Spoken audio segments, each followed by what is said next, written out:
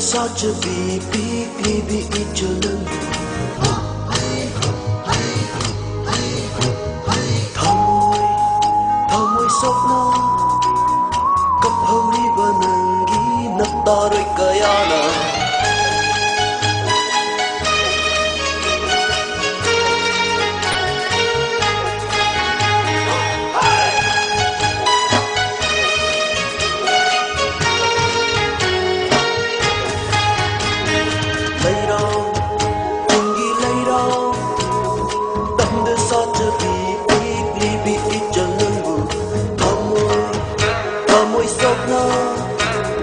Kapali banangi nataroy kaya na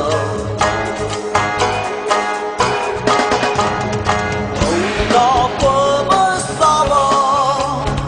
Madulay masama Tauna pa masama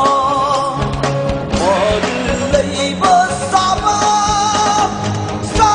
kilam dyan, uy kilam dyan